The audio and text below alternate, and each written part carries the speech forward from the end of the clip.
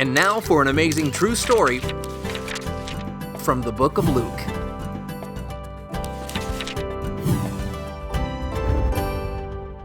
God's people had gone their own way since Adam and Eve first broke God's rule.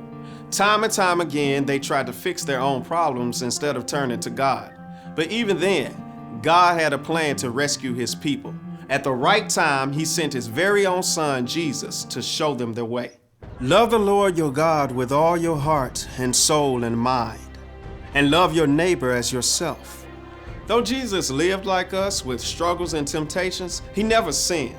He lived a perfect life, which is why it was so shocking when Jesus' enemies handed him over and he was sentenced to die on a cross. By Friday evening, Jesus was dead, buried in a tomb. Jesus' friends could hardly believe it.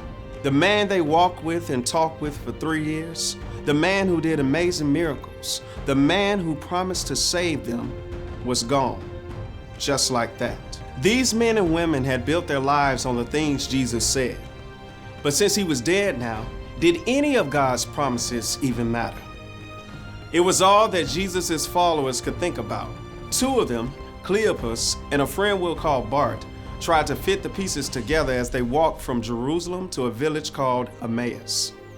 Well, Mary said that the tomb is empty. It makes no sense. I don't get it either, man. Why would somebody take the body?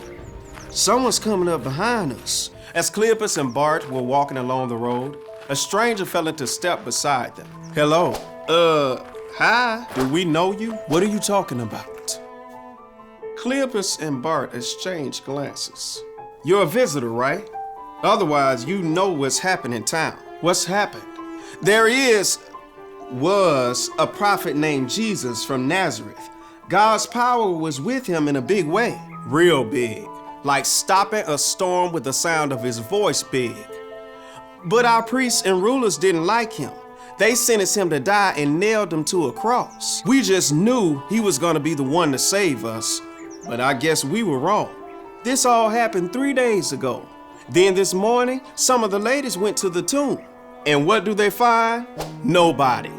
Nobody. That's what they find. The place was empty. Well, except for angels. Mary said she saw an angel who told her Jesus is alive. I'm not saying she was lying to us. I think the stretch just got to her. The stranger listened until the 2 men had completed their story. And then he said, "Aren't you being foolish? Think about what the prophets said. The Christ would have to suffer before receiving his glory." The stranger began to walk the men through the entire Old Testament, showing them God's plan at each step of the way. He may have spoken of Abraham. God promised to bless the whole world through Abraham's children. Don't you see that Jesus is one of Abraham's descendants? The stranger might have mentioned Abraham's son, Isaac. Remember how Abraham was ready to sacrifice his son until God provided a sacrifice in Isaac's place? The stranger could have talked about Moses. Moses told the Israelites to spread the blood of a pure and clean lamb over their doorpost. The blood of that sacrifice saved thousands of lives. The man probably quoted from prophets, messengers from God, like Isaiah. The servant was pierced because we have sinned. He was crushed because we had done what was evil. He was punished to make us whole again. His wounds have healed us. The stranger may have even reminded them of Jesus' own words. The Son of Man will be handed over to the chief priests and the teachers of the law. They will sentence him to death. Then they will hand him over to people who are not Jews. The people will make fun of him and whip him. They will nail him to a cross. On the 3rd day, he will rise from the dead. Cleopas and Bart were overwhelmed by the big picture. I remember when he said that. We just thought it was, one of those parable things. The men were so excited they invited the stranger to have dinner with them when they reached Emmaus. The man took the loaf of bread and held it up. Thank you, Father, for providing everything that we need. Then he broke it into pieces. As he handed bread to Cleopas and Bart, suddenly their eyes were opened in a new way. They recognized this man whom they thought was a stranger. Jesus, it was you all along. Even as they spoke, Jesus disappeared from their sight. He's alive.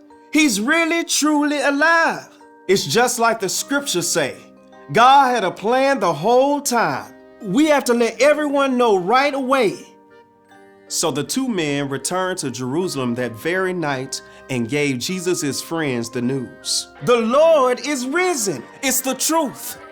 Then they told the story of their day and how Jesus made clear God's plan from the very beginning to rescue all of them.